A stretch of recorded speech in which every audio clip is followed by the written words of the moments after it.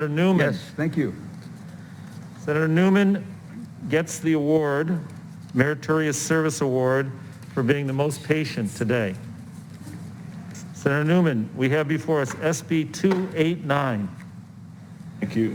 Thank you, Mr. Chair. That's with an oak leaf cluster, I might add. Indeed. Mr. Chair and members, I'm here before you today to advocate on behalf of SB 289, which would create a convenient statewide producer-funded collection and recycling program for consumer batteries. As you are probably aware, because of the hazardous metals and corrosive materials that batteries contain, California classifies batteries as hazardous waste and explicitly bans them from solid waste landfills. When people are done with their loose batteries and portable electronics, they are expected to save them, sort them, and then find an appropriate disposal option. Unfortunately, because California currently lacks a streamlined and convenient collection and recycling system for batteries at the moment, this tends to be more the exception than the rule. I would ask you, as context in considering the bill before you today, to take a moment to think about all of your batteries. Think about all the AA and AAA and other types of batteries you go through in a year, powering all the many devices that are so deeply embedded in our thoroughly modern lives these days: the remote controls, the computer keyboards, the mice, the clocks, the flashlights, your electric toothbrush, your kids' toys, etc. Now, think about all the rechargeable devices everybody carries these days as well, each one with its own lithium-ion or similar battery. Now multiply your batteries by California's population of just under 40 million people, and then consider how challenging it is to properly recycle all of those batteries, especially when you consider the fact that there's currently no unified system in place in California for doing so. Now consider this alarming fact as well. Every single one of those batteries contains hazardous, toxic, and corrosive materials like mercury, cadmium, lithium, and lead. When improperly discarded, batteries pose a serious environmental hazard. Because of a combination of increased consumption and a lack of convenient disposal options, higher levels of toxic batteries and products are continually entering California's waste stream. When batteries are tossed into the trash instead of properly recycled, they end up in landfills where they decay and leak. As disposable batteries corrode, their chemicals soak into soil and contaminate groundwater and surface water. Delicate and already strained ecosystems are compromised when exposed to battery chemicals. When we drink from tap water faucets, we could be ingesting dangerous metals.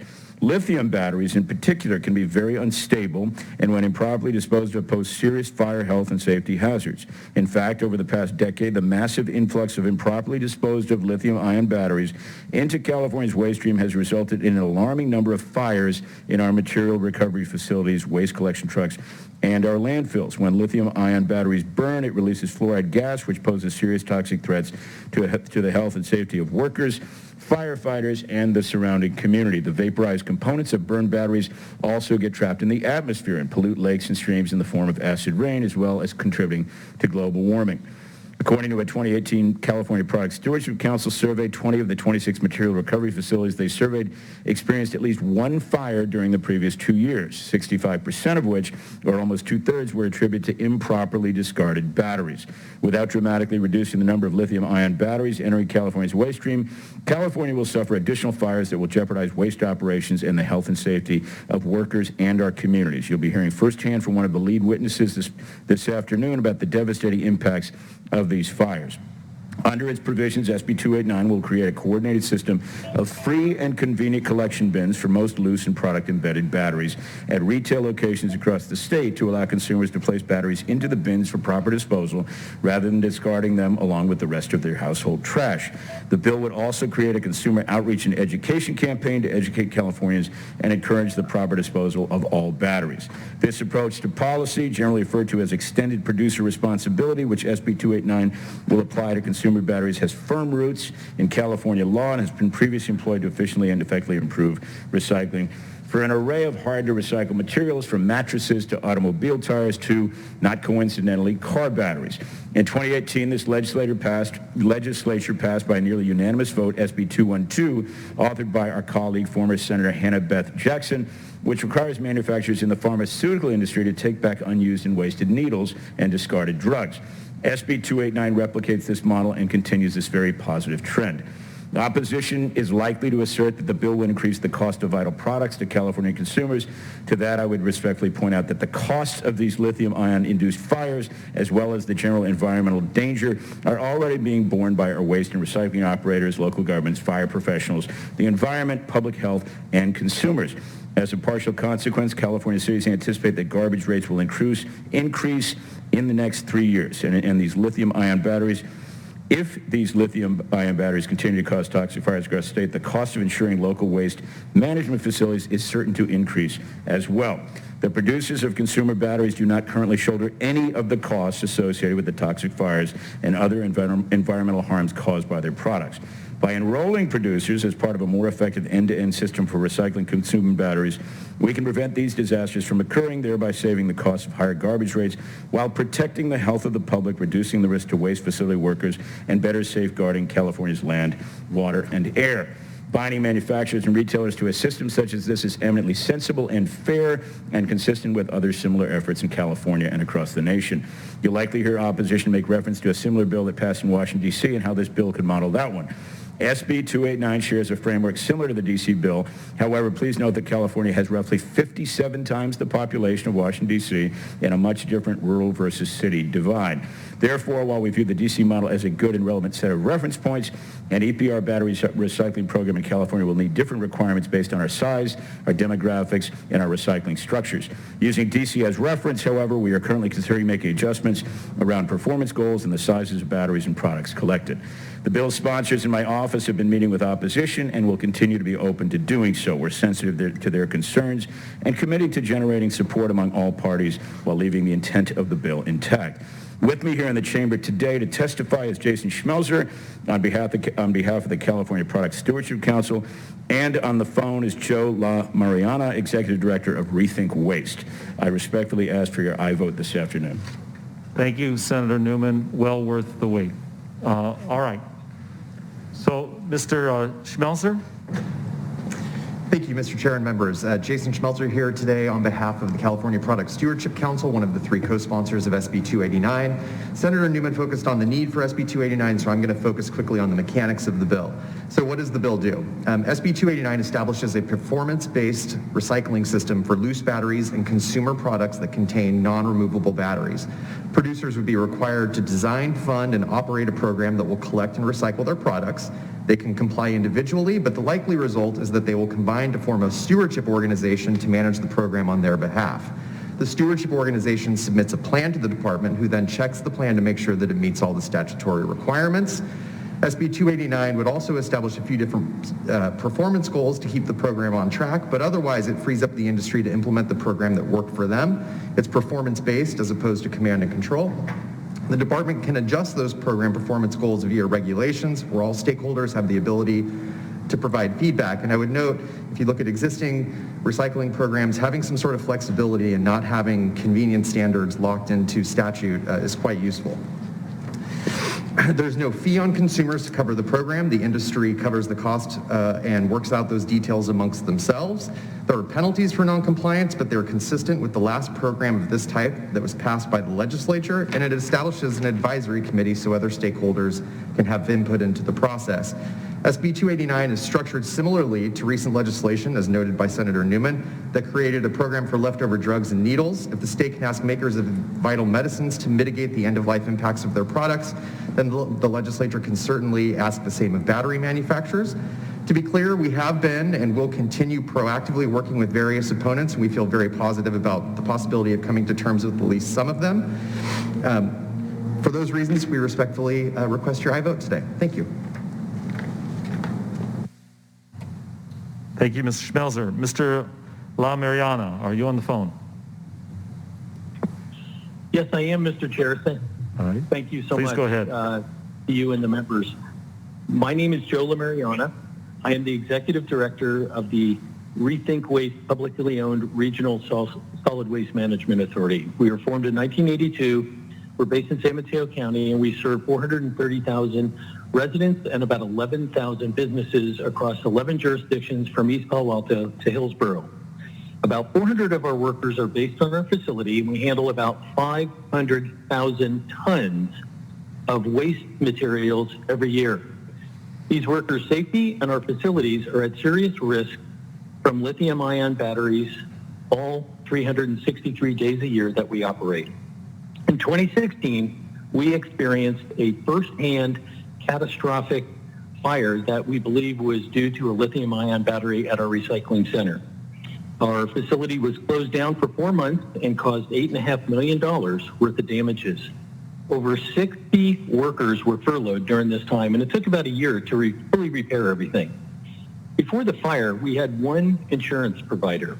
Today, we need 7 for the same level of coverage. In 4 years, our insurance premiums have risen 12 times, and our deductibles have multiplied by a factor of over 300 times. Lithium-ion batteries are an existential threat to our state's solid waste industry and to the safety of our tens of thousands of workers.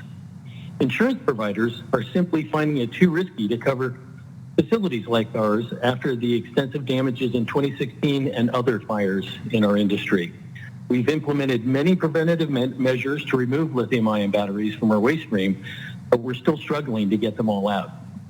These batteries threaten the very integrity of our publicly funded waste collection and recycling infrastructure system across the state. This crisis must have a solution now, as lithium-ion batteries have become more and more common in everyday products. SB 289 provides a responsible way to handle these materials at the end of their useful life and is critical to protecting our infrastructure and workers. I respectfully urge your aye vote. Thank you very much. Thank you, Mr. LaMariana. Anyone else in the gallery in support? Seeing none. Anyone in room 112? Seeing none. Let's turn to the phone lines now. Madam Moderator, is there anyone on the phone line queued up in support of SB 289? Yes, sir. Ladies and gentlemen, as a reminder, to speak in support of SB 289, please press 1, then 0 at this time. We'll open line 542. Line 542, your line is now open. Good evening, Chair and members. Priscilla Quiroz on behalf of the following clients: Western Placer Waste Management Authority, Stop Waste, Solid Waste Association of North America Legislative Task Force, and Public Risk Innovation Solutions in Management, also known as PRISM, all in support of SB 289. Thank you. Thank you. Next, please. Line 536, your line is open.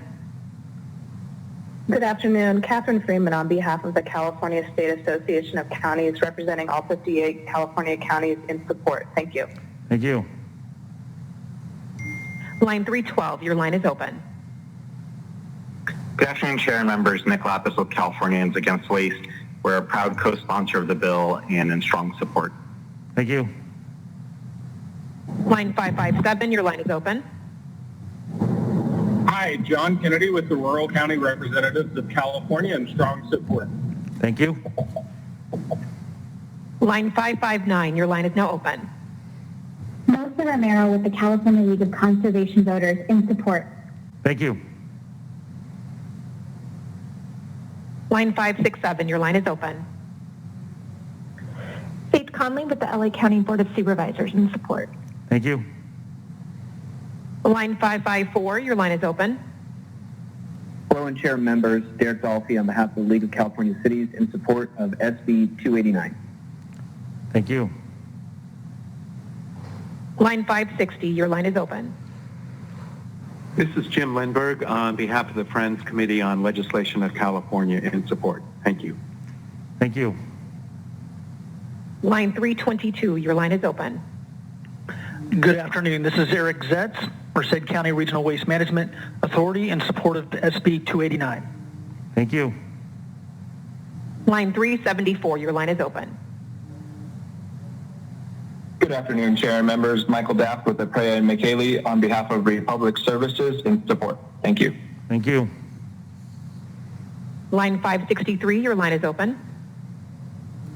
Good afternoon, Mr. Chair and members. Fielding Greaves with the Advanced Medical Technology Association. No position on the bill today, but really appreciate Senator Newman working with us on technical issues, and thank you. Have a nice afternoon. Thank you. Before we open line 487, as a reminder, if you'd like to speak in support, please press 1, then 0 for SB 289. Line 487, your line is open. This is Claudia Deek from CalPERS, California Public Interest Research Group, in support of the bill. Thank you. Thank you. And at this time, I have no one else in support, sir. Thank you very much. Let's now turn to opposition. I understand Mr. Scott Governor is here in the chamber. Mr. Governor, the gallery is yours. Thank you very much, Mr. Chair. Scott Governor here on behalf of PRBA, the Rechargeable Battery Association. We have spoken with the author and the proponents and look forward to continue to speak with them. We've not made any progress yet, but we understand amendments will be coming out shortly. Yes, we did suggest they look at the DC model, and while California is exponentially larger than Washington, DC, we still think it has some important elements that are worth considering. In this bill, for example, there is a lack of direction to CalRecycle, which is somewhat concerning given that they have kind of absolute fee authority with no caps, as does every other state agency that may be impacted by battery disposal.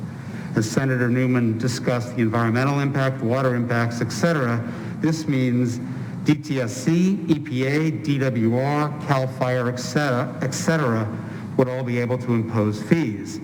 Retailers are entitled to impose fees for floor space, employee training, insurance, et cetera. The measure refers to producers, and producers is kind of a standard term. It refers to the battery maker, the product maker with the embedded battery in it, the importer, the distributor, and the retailer. All those entities would have to register with CalRecycle by April 1st, 2022, so 4 months after the bill takes effect.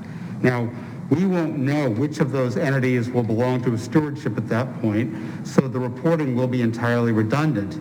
As near as we can tell, failure to report would subject them to a $10,000 to $50,000 per day penalty by CalRecycle. This measure could get there eventually. It needs a lot of clarification and simplifying. We hope to get there eventually with the proponents, but for now we remain opposed and ask for your no vote. Thank you. Thank you, Mr. Governor. Anyone on the phone line in opposition to SB 289? Ladies and gentlemen, to speak in opposition of SB 289, you may press 1, then 0 at this time. We'll open line number 503. Your line is now open.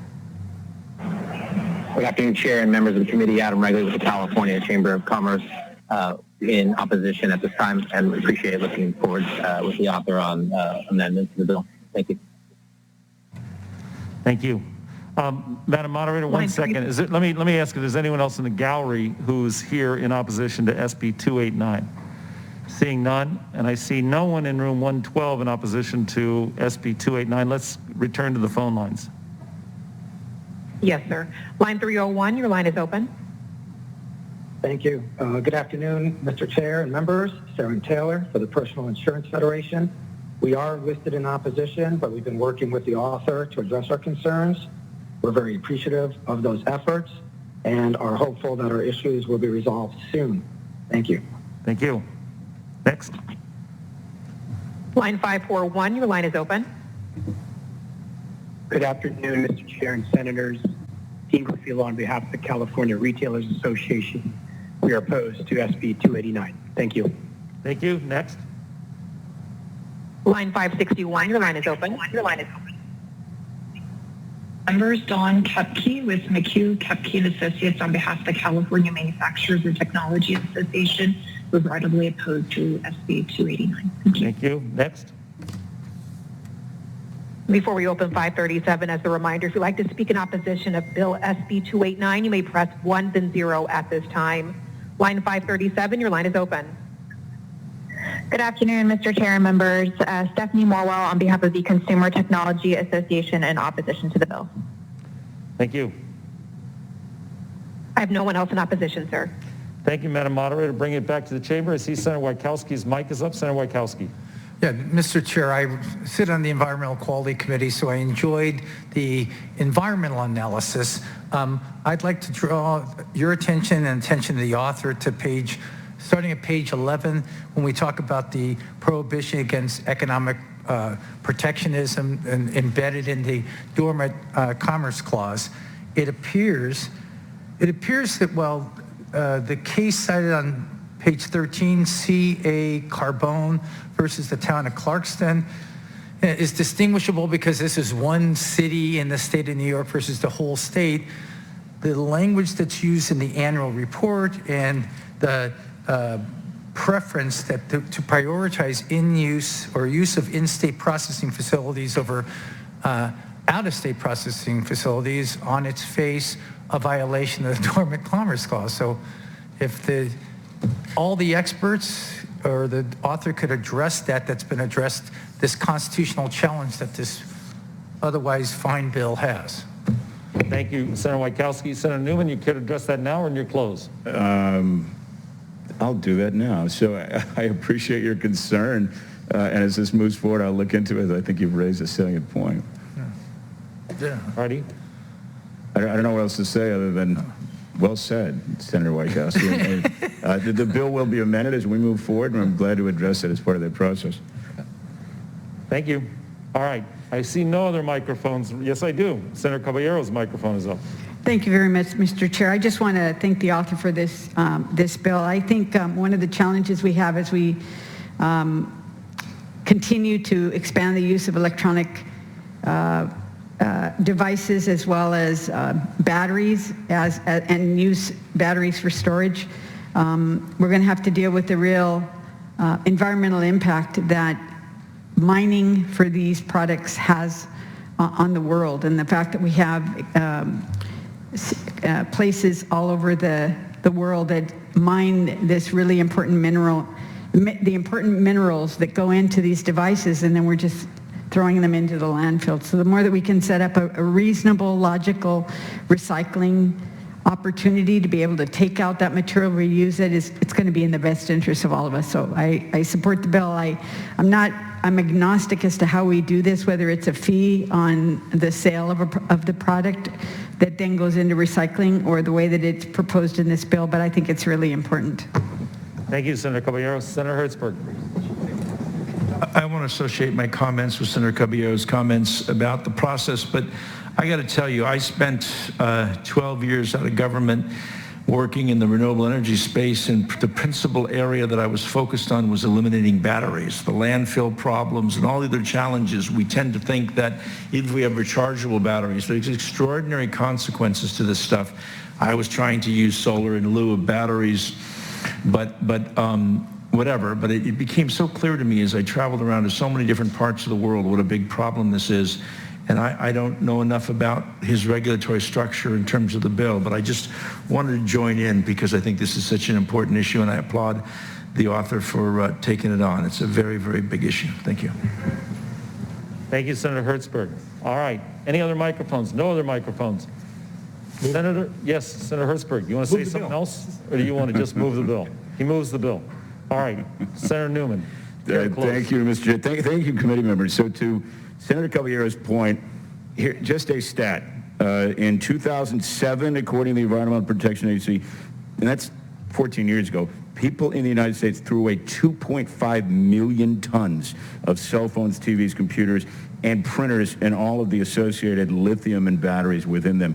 So this is a serious problem. I will say I take seriously Mr. Governor's comments. We need to make sure that this is neither too complex nor too expensive, but an end-to-end system like this should work. It has worked in other states. And when you think about the range of support to include environmental groups, county and city government, and waste management agencies, we're 3/4 of the way there. The next step is to get our producers and retailers to a place where they're comfortable. I'm committed to working toward that, and I ask respectfully for your aye vote today. Thank you. Did Senator Hertzberg move the bill? Madam Chief Counsel Estrada, please call the roll.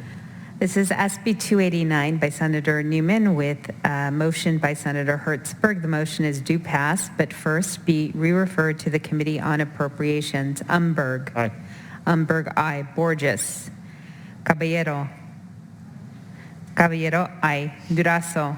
Aye. Durazo, aye. Gonzalez. Aye. Gonzalez, aye. Hertzberg. Aye. Hertzberg, aye. Jones. Laird. Aye. Laird, aye. Stern. Wojciechowski. Aye. Wojciechowski, aye. Wiener. You have 7-0 so far. All righty. We'll put that bill on call. Thank you, Senator Newman. Thank you, Mr. Senator Chair. Dolly. I saw Senator Dolly here a moment ago.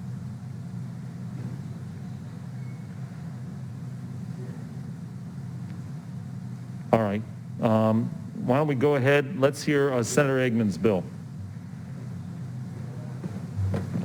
So that is SB 605, number 8 on your schedule. All right, thank you very much, Mr. Chair and members. It is my pleasure to be here. You're listening to your vigorous conversations. First, I'd like to start out by accepting the amendments laid out in the analysis and thank the chair and the staff for working on this very fine analysis, if we may add. SB 605 is a narrow bill aimed at improving the access and safety of repairing medical devices. But I think it's fitting for me to mention the broader right to repair movement in light of the opposition to this bill. The goals of the right to repair, and as people may know, it's a movement kind of moving around the country. It has been for a while.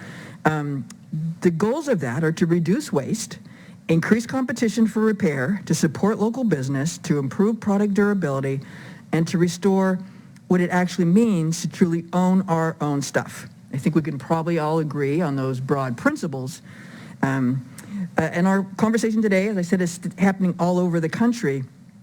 And the question is then, how do we take these broad principles that we all basically agree on and put them into public policy, which is what's before us today? You'll see a large number of organizations who are opposed to this bill, and some you'll think, why are they opposed to this specific bill? Well, this tends to be a business model where a manufacturer produces a device, sells it to you, and then also, you may or may not know, but then are the only ones who want to be able to fix that said device. So the question then becomes, do you own that device, or does the manufacturer continue to own the device and keep you tethered to it through maintenance and repair and parts? So while this bill is very narrow in speaking specifically to medical devices in hospitals and clinics, the opposition tends to group together because again, it's a business model that goes across different kinds of electronic appliances. This bill takes a simple approach looking at just one category of products, powered medical devices, and tries to open up the repair market by allowing access to the needed parts, tools, documentation, and software for maintenance and repairs. Now, let me state before I go any further, because people say, oh, you can't do that. This is already done. This is already legal. This is already happening. Hospitals can have their own biotechnicians. They can contract with other local biotechnicians, with other local repair shops. But the issue is a lot of the manufacturers will then will not make parts available, will not make schematics available, will not make tools available, will not make training available, so anyone else will be able, and oftentimes will put in codes so that you cannot access to be able to work on these devices. Access to these resources would be limited also to opening that up to make needed parts, documentation, and software for maintenance and repair. Access to these resources would be limited to hospitals and those independent service providers, referred to as ISPs, working with hospitals on the maintenance and repair of their equipment. Early reporting on COVID highlighted not just the lack of investment in our supply and equipment stockpiles, but the challenging that presents in trying to repair medical equipment. But the key takeaway is not that this was a problem because of the pandemic, but we all just learned more about the existing problem that was already there, made visible by the pandemic. Hospitals in California may employ in-house biotechnicians, bioengineers, techs that work on and independent on an a la carte basis. These are professionals who are trained to the degree as the manufacturer's technicians, but they're independently employed or have their own business. These professionals have identified the manufacturer-created barriers to repair as crucial hindrance to their work and to patient care. Just last year in a survey of Biomed, U.S. PRIG found that 92% of respondents reported that they have been denied access to service information for critical equipment. 30% reported equipment in the facilities that could not be used due to restrictions on spare parts and service information, and nearly 70% of respondents said that the hospital had to delay patient procedure because they were waiting on a manufacturer service representative to fix a device. Those survey numbers help paint a picture corroborated by California hospitals who support this effort and report that manufacturers are often unable to service equipment at the time frame needed, and the hospital's team must then decide between taking a machine offline that is due for regular maintenance or not having it meet its maintenance schedule, which then could result in them not being paid by Medicare because they are governed under CMS. So they have to keep the machines up to date with maintenance. The opponents would argue that the equipment is too complicated, that only their trained people can repair them, but the risk here really falls on the patients and hospitals who rely on these machines to be able to have the machine ready to be used when the hospital needs to use it.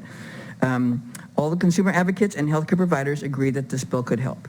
In the healthcare analysis, they cited, and also in your excellent analysis, did a great job of breaking down the findings of the FDA reports in 2018, so I'll highlight a little bit, that after excessive review, they did not believe that a safety problem exists with the servicing, maintenance, and repair of medical devices by either third-party organizations or manufacturing. This bill is simply requiring that the same parts, tools, information, software, and training available to a manufacturer's authorized repair network also be available to those expert third parties and in-house engineers who already work on this critical equipment. When devices go offline and care is delayed, it's patients that suffer. This bill can increase competition, reduce costs, and help people. It acknowledges that there are people out there who can fix things, whose job it is to fix things, and says they should have the access to those tools, parts, documentation, and training so they can do so safely and timing.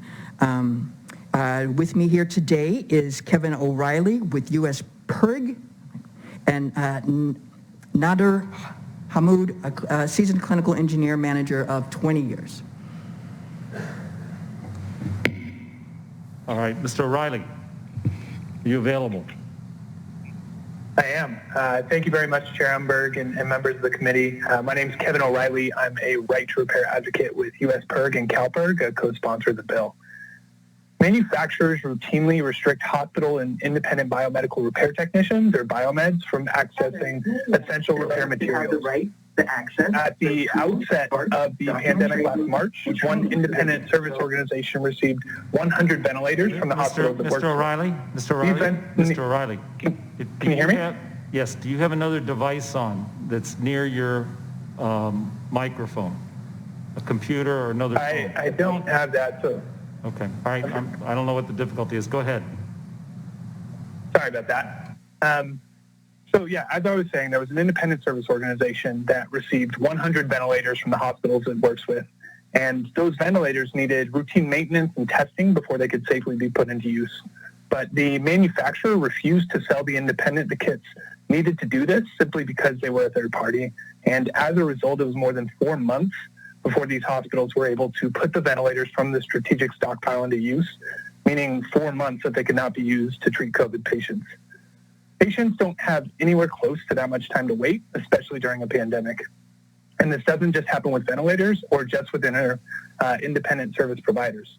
It's no wonder this bill has received such strong support from hospitals, particularly in rural counties that often experience longer waits for manufacturer technicians. Manufacturers' argument is that while they have monopolized aspects of repair, it is a benevolent monopoly, one done to protect us. But we can't ignore the damage of repair restrictions to patients or the fact that it raises the cost of healthcare. PERG takes safety concerns seriously, so we looked at the data. And in a 2018 report, the FDA stated that many third-party entities provide high-quality, safe, and effective servicing of medical devices, and that the continued availability of third-party entities to service and repair medical devices is critical to the functioning of the U.S. healthcare system. And that's why we and other consumer and public health groups support SB 605.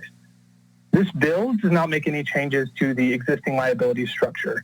In the rare case that a device failure leads to injury, whoever is found responsible for the problem, be it a manufacturing defect, a faulty repair, or user error, will be held liable. It is common practice for hospitals and independent service providers to keep liability insurance for such cases, and all of this will continue to be the case when this bill becomes law. Ultimately, SB 605 will help patients and hospitals in every corner of California, and that's why we respectfully ask you to vote aye. Happy to stick around to answer any questions. Thank you very much. Thank you. Mr. Hamoud, are you on? Yes. Go ahead, sir. Hello, everyone. My name is Nader Hamoud. I'm the Clinical Engineering Manager at the California Health System. I have over 20 years of experience in this field. Thank you for the opportunity to speak about why medical right to repair is critical for California. Manufacturers impose barriers to fixing medical devices in my industry has been a dire problem during the pandemic, but it's not something new. Multiple times throughout my career, I've had to come into the hospital in the middle of the night or in the early morning to try to pull parts from different sources and devices to repair a device that's much needed for patient's procedure. In those moments, we didn't have days or weeks or even hours to wait for manufacturers to come out and service the device. The patients needed the device right away. In such cases, the ability of the in-house biomed to quickly and safely repair critical medical devices can be a matter of life or death. And this is not a joke. By giving hospital biomed and the service organizations access to necessary repair materials and information, this bill will reduce delays and improve patient care and safety. At the same time, this bill is also an effective way to reduce healthcare costs, as one was mentioned already. By bringing service in-house and simply injecting competition into the medical repair market, we can reduce overhead and pass those savings to the patient. The idea that only the manufacturers are qualified to service medical equipment is not accurate. The biomeds and clinical engineers on my team and on independent service organizations, we are required to work with and earn degrees and certifications and undergo mandatory continuing education. Hospitals in California follow strict reporting requirements set by the Center of Medicare and Medicaid Services, the Joint Commission, and the California Department of Public Health. That is true whether our service is done in-house by our own biomed or independent service organizations or by the manufacturer. We are still held responsible for that. Our number one concern is always patient safety. The right to repair medical devices will allow us to treat patients quickly and safely while also reducing healthcare costs. This is why SB 605 is so important, and I respectfully ask you to vote aye. I'm happy to stay for any questions as well. Thank you. Thank you, Mr. Hamoud. All right, others in support in the gallery, seeing none. Room 112, seeing none. On the phone, those in support, Madam Moderator, if you would queue them up. Those in support of SB 605, please give us your name, your affiliation, and your position. Ladies and gentlemen, to speak in support of Bill SB 605, please press 1 then 0 at this time. And we'll go to line number 593. Your line is open. Daniel Savino, Association of Regional Center Agencies, also in support. Thank you. Next. Line 608. Your line is open. Good evening, Chair members. Priscilla Quiroz on behalf of National Stewardship Action Council and then California Product Stewardship Council in support. Thank you. Thank you. Line 487. Your line is open.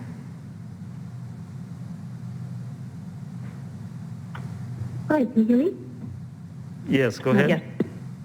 Yes, apologies. This is Claudia Dink from the California Public Interest Research Group. I'd like to read a list of Me Too's from organizations in support of the bill. The American College of Clinical Engineering, co-sponsor. The American Federation of State, County, and Municipal Employees, AFSCME, California. The Association of California Healthcare Districts. The Association of Medical Device Service Organizations. California Alliance for Retired Americans. California Black Health Network. California Health Advocates.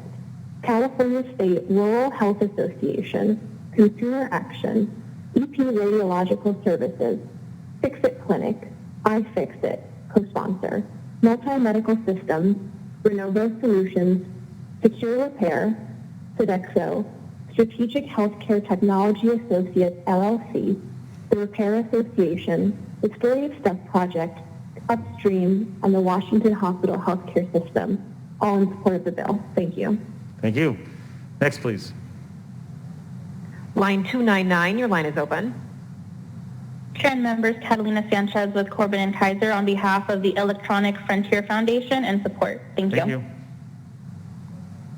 Line 548, your line is open. Good evening, Alex Hawthorne at the California Hospital Association and support. Thank you. Line 539, your line is open.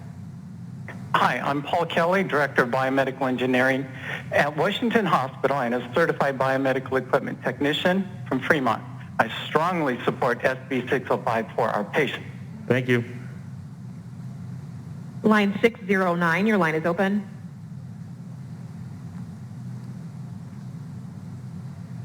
This is Renato Castro. Yes, sorry. This is Renato Castro, Department Manager in California. In favor? Thank you. Before we open line 372, as a reminder, if you'd like to speak in support of SB 605, you may press 1 then 0 at this time. Line 372, your line is open.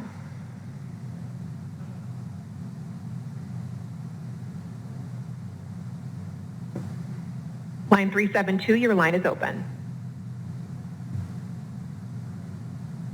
If your line is muted, we're unable to hear you. And with no response, we'll open line number 611. Your line is open. Hi, this is Rigo Rivas. I'm a medical equipment service manager at hospitals, and I strongly support this bill. Thank you. We have no one else in support, sir. Thank you. Great. Let's turn to opposition now. We have Fielding Greaves and Jeff Simone on the phone. Mr. Greaves, are you available?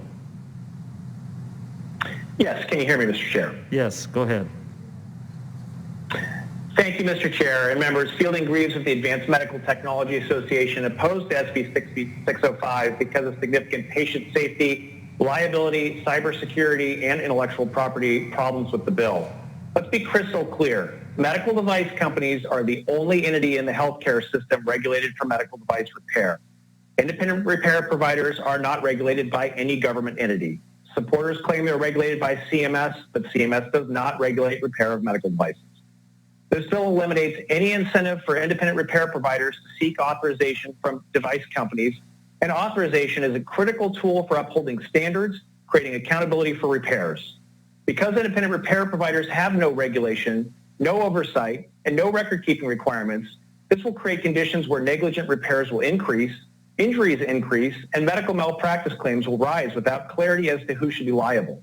Just in the last weeks, we've identified a nationwide recall of infusion pumps inappropriately repaired by unregulated technicians who had access to the FDA-approved parts but chose to ignore the device company and second-guess the FDA, instead installing cheaper unapproved parts, creating grave dangers to patients. As this bill turns this area to the Wild West, ask yourself, who should be liable in these situations? And would you want your loved ones treated using equipment repaired by people that are unregulated and lack oversight? Who should be liable when private information is breached or ransomware attacks happen? And how do we protect intellectual property that is the basis of this life-saving technology? Members, we strongly object to the idea that the current system does not work. There's robust competition in the independent repair space with up to 20,000 independent repair companies in the United States. Independent repair providers and biomeds play an important role in the system, but authorization plays a critical role in upholding standards, regulation, and patient safety. Senators, the bill is dangerous and will result in arbitrary corner cutting by independent repair providers who want all of our technology without any of the responsibilities or regulation. We urge your no vote today. Thank you. Thank you, Mr. Greaves. Mr. Simone? Yes, Mr. Simone, can you hear me, sir? Yes, go ahead. Great. Thank you very much, Mr. Chair and members. My name is Jeff Simone. I'm the Vice President of Quality for Varian Medical Systems. We make medical linear accelerators, which create radiation to treat cancer.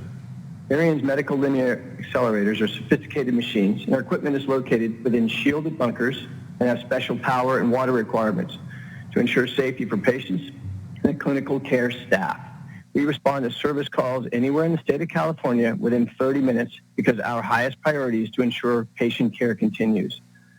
We sent your offices pictures of dangerous repairs by RRPs, like overriding firewalls and cybersecurity protections in a way that allows patients' personal health information to be breached, overriding safety interlocks, improper servicing of the mechanicals of the devices, like neglecting water lines and radiation shielding adjustments, occasionally to the point of full machine failure.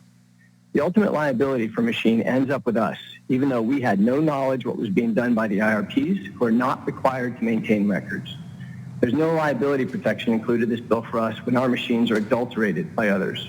And finally, this bill does not protect Varian's intellectual property. We provide service manuals and training and parts for certain basic service activities. We want our customers to keep cancer patient treatments on time and without disruption. However, our 7 decades of experience allows us to more quickly resolve problems with our machines than either our customers or IRPs. And this bill would force us to turn over sensitive intellectual property, which is designed to prevent adulteration or damage to the equipment that could also expose clinical personnel to dangerous radiation. So I ask you, would you want your family treated on one of these machines by unregulated technicians? And who would bear the liability of the unintended consequences of this dangerous bill? Varian opposes SB 605.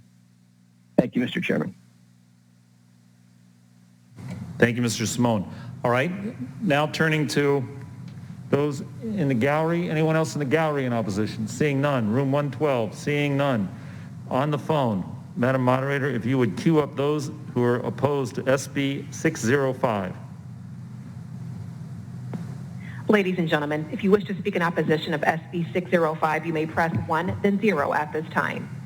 We'll open line number 442. Your line is now open. Good afternoon, Chair and members. Cameron Dimitri on behalf of TechNet in opposition to SB 605. Thank you. Line 328, your line is open.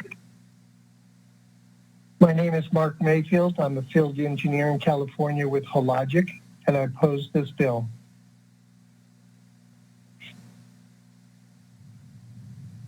Line 334, your line is now open.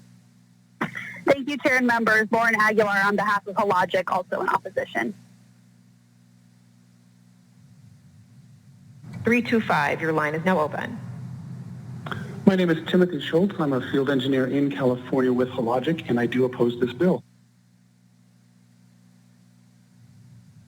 Line 353, your line is now open. Hello, this is Tim Muller, a district service manager with 35 years experience with Philips Healthcare, living in Vacaville, California, and I strongly oppose this bill. 628, your line is now open. Good afternoon, Chair and members. Laura Srebnick on behalf of the Medical Imaging and Technology Alliance, strongly opposed. Line 622, your line is now open.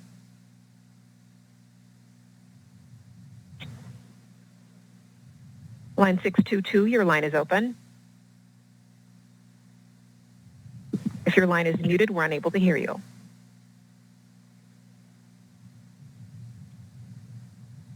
We'll move on to line number 303. Your line is now open. 303, your line is open.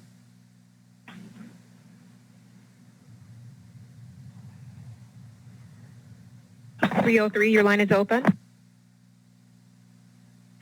Hi, my name is Erica Hanson Brown. I'm the CEO and founder of One Cancer Place, a community of strictly cancer patients, and I oppose this bill.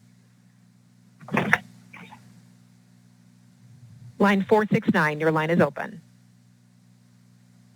Hello, my name is Todd Brezzo. I'm a medical technology service technician with Medtronic based in Carlsbad, California, and I strongly oppose SB 605. Thank you. Line 618, your line is open. Eric Vogel with Varian Medical Systems, strongly opposed. Thank you very much. Line 598, your line is open. Jimmy Jackson, Biocom, California, in strong opposition. Line 600, your line is open. My name is Tom Getters. I'm a medical technology service technician with Medtronic in Los Angeles, California. I strongly oppose SB 605. Thank you. Line 612, your line is open. Can you hear me? Yes, sir. Oh, my name is Herbert Johnson. I work for Hologic as a field service engineer, and I am strongly opposed to this. Line 591, your line is open. Good afternoon, Mr. Chair and members. Manny here with California Life Sciences Association. Strong opposition. Line 495, your line is open. Hi, my name is Monica Dusil, and I'm a regional service manager with Medtronic based out of Carlsbad, and I strongly oppose this bill. Line 338, your line is open. Hello, my name is Jim Lewis. I am a field engineer in California with Logic, and I oppose this bill. Line 392, your line is open. Thank you, Chair and members. This is Jonathan Ehrenbell on behalf of CTIA, the Trade Association for the Wireless Industry, and we oppose SB 605. Thank you. Line 256, your line is open. This is Michael with Medtronic, field service engineer. I strongly oppose of SB 605. Thank you. Line 514, your line is open. Yes, this is Jeff Merton. I am a medical technical service representative with Medtronic based out of Carlsbad, California. I strongly oppose SB 605. Thank you. Line 434, your line is open. Hi, my name is Kim Smink. I'm a medical technology service technician with Medtronic in Carlsbad, and I strongly oppose SB 605. Thank you. Line 589, your line is open. Yes, this is Lawrence Gaden on behalf of the California Manufacturers and Technology Association, and we're in opposition. Line 619, your line is open. My name is John Crow. I'm a medical technology service technician with Medtronic based in Carlsbad, and I strongly oppose SB 605. Thank you. Line 627, your line is open. Hi, my name is Ed O'Hara. I'm a medical technology service technician with Medtronic based in Carlsbad, California. I strongly oppose SB 605. Thank you. Line 278, your line is open. My name is Christian Gonzalez. I'm a field service engineer in California with Medtronic, and I strongly oppose the bill. Line 614, your line is open. Hi, my name is Joe Gomez, tech support, living in Escondido, California, for Medtronic. I strongly oppose this bill. Line 300, your line is open. Hello, my name is Jamie Thalen. I'm a medical technology service executive with Medtronic based out of Carlsbad, and I strongly oppose SB 605. Thank you. Line 570, your line is open. This is Brent Davidson with Intuitive Surgical with key operations in Senate District 10 in opposition. Line 592, your line is open. I'm Jonah Wright, a medical technology service manager with Medtronic, living in San Diego, California, and I strongly oppose SB 605. Thank you. Line 594, your line is open. Yes, this is Dustin Brighton, director of the Repair Done Right Coalition. We are strongly opposed. Thank you. Line 545, your line is open. Hello, my name is John Knapp. I'm an FSC in the San Diego area, and I strongly oppose Bill SB 605. Line 590, your line is open. This is David Carpenter with Varian Medical Systems in Los Angeles, California, and I strongly oppose this bill. 532, your line is open. Hi, my name is Steve Coles. I'm a medical technology service technician with Medtronic based in Carlsbad, California, and I strongly oppose SB 605. Thank you. 558, your line is open. Yes, my name is John Paul Castillo. I'm a medical technology service technician with Medtronic based in Carlsbad, California, and I strongly oppose SB 605. Thank you. 272, your line is open.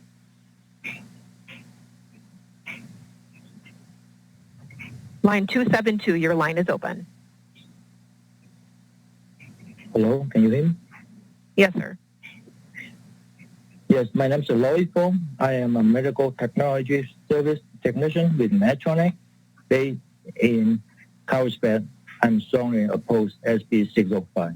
Thank you. 597, your line is open.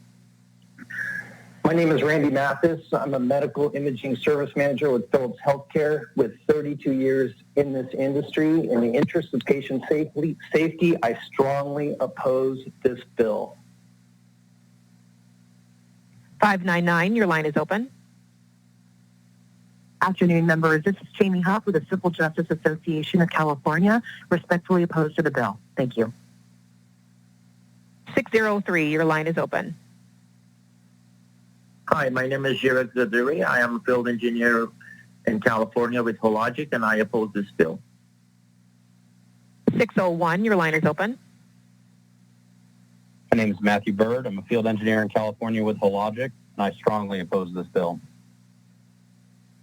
610, your line is open.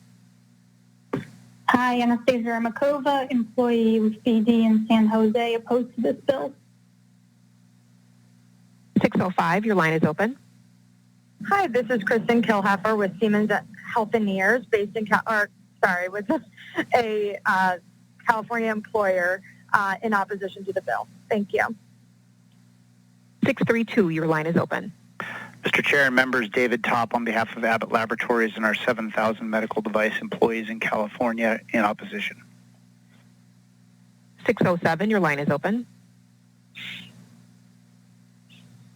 Hello, good afternoon. This is John Matthews. I'm the Vice President of Service for Siemens Healthineers. I live in Edgewater Hills, California. I strongly oppose this bill.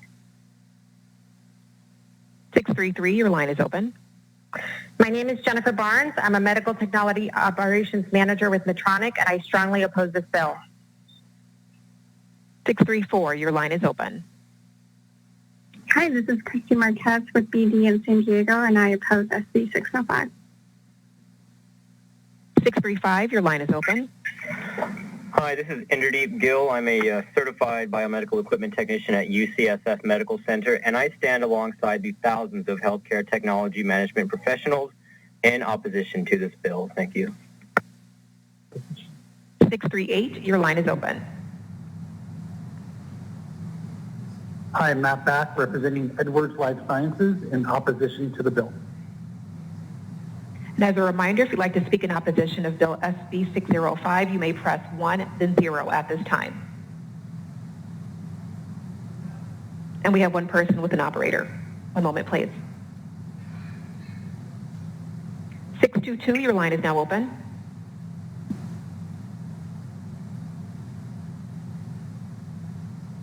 Your line is open. If your line is muted, we're unable to hear you. We'll move on to line 254. Your line is now open.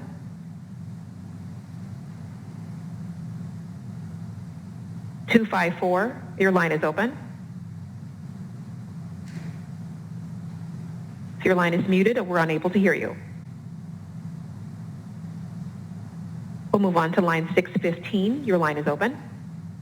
Hi, my name is Rudy Navarro. I'm a medical technology service technician with Medtronic based in Carlsbad.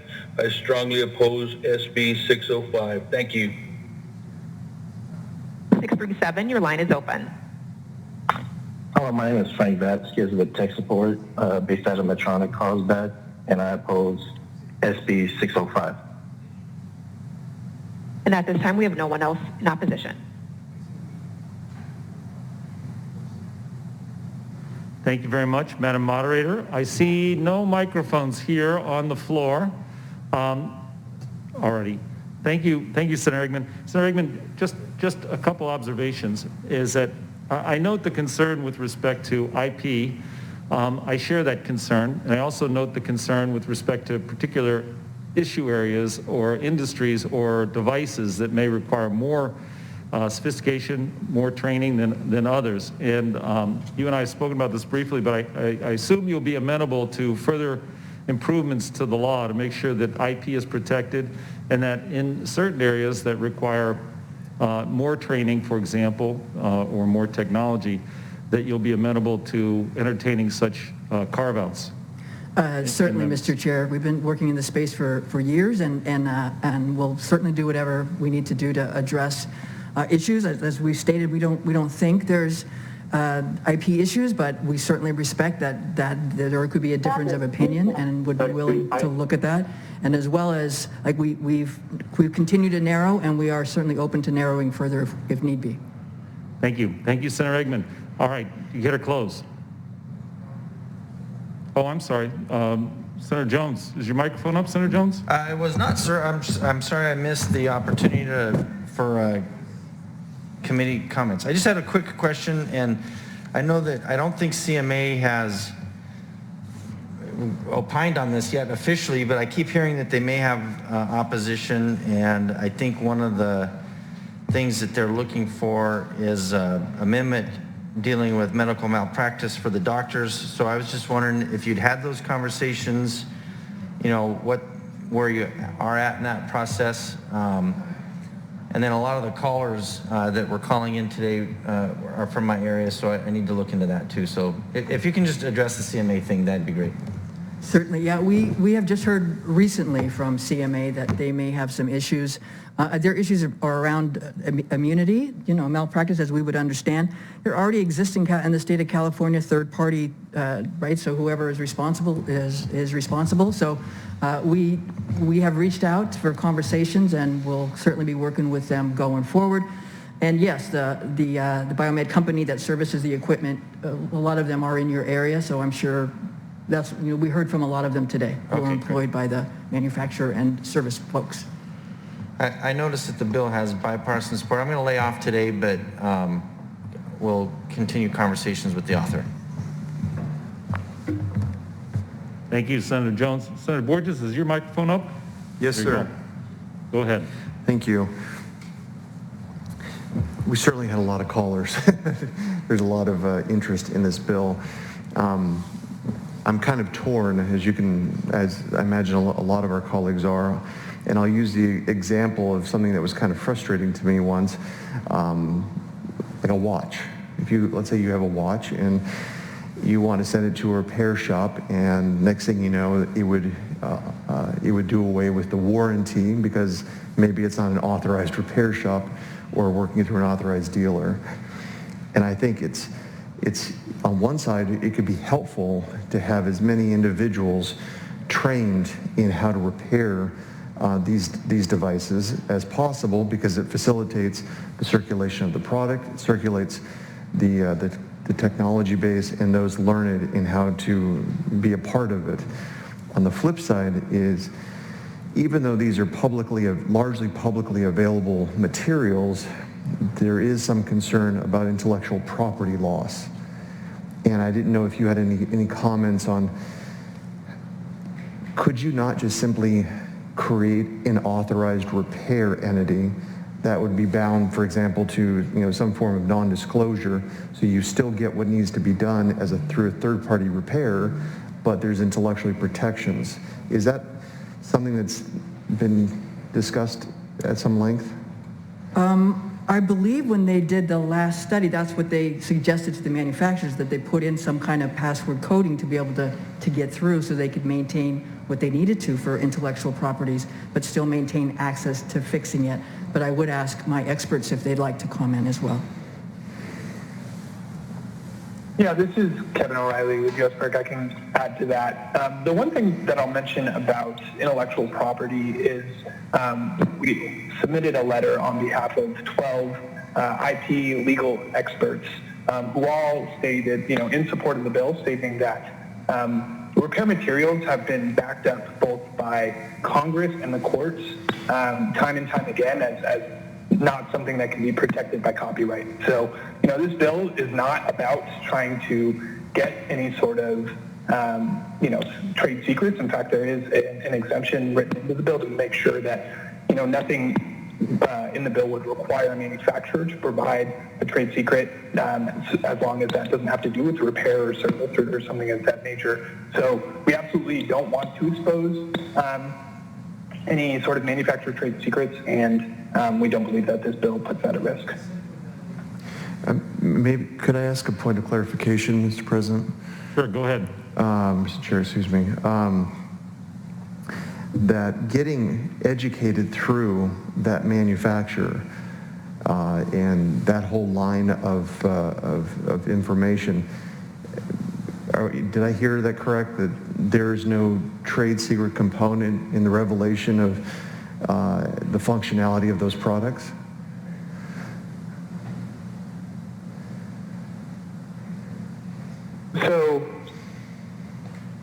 So So as far as repair goes itself, right, this bill doesn't require a manufacturer to turn over any sort of design information or things like that. There is, training is included in the bill in order to repair it. But, again, to point to that letter from those IP legal experts, they argue that that kind of information is not protected by copyright.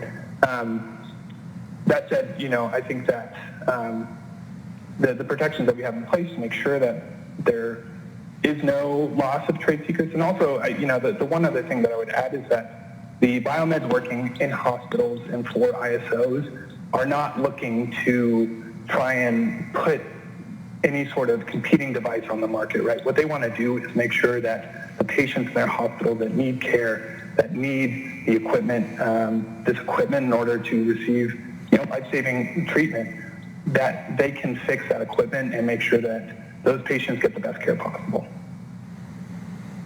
Okay. I could probably go on, but I think I've asked some of the questions that I think are most important. Thank you. All right, thank you. Any other microphones? Any other members? All right, Senator Eggman, you care to close? Thank you very much. Do we need a motion? That would be a good idea. Senator Laird moves. Okay. Thank you very much. As I said in the beginning, the opposition will come on fierce and full force and try to scare you. You might recall if you were in the legislature a couple years ago, I did one on all rights repair, and they were going around saying your phone could explode and blow up a building because it was so dangerous to repair. We know that's not true. And who is more concerned about patient safety than the very hospitals that are providing the care? The technicians, the electronics, they are all hired from the same pool, right? If they work for the ISO or they have their own independent company or they work for the hospital. This is also about saving healthcare costs. An MRI machine can cost up to $1 million. If you have to have that contract with that manufacturer, that can be $100,000 a year, like a 10%, right? An in-house biomed person can do that a lot more effectively, especially in rural parts of the state, especially in more remote parts of the state, to be able to get the worth out of the equipment. Again, we're talking about reducing waste, improving safety, improving healthcare outcomes, and making sure that if you buy something, you actually own it and aren't tethered to that manufacturer forever for repairs. I respectfully ask for your aye vote. Thank you. Madam Chief Counsel, please call the roll. This is SB 605 by Senator Eggman with a motion by Senator Laird. The motion is do pass as amended, but first amend and then re-refer to the Committee on Appropriations. Umberg. Aye. Umberg, aye. Borges. Borges not voting. Caballero. Aye. Caballero, aye. Durazo. Aye. Durazo, aye. Gonzalez. Aye. Gonzalez, aye. Hertzberg. Jones.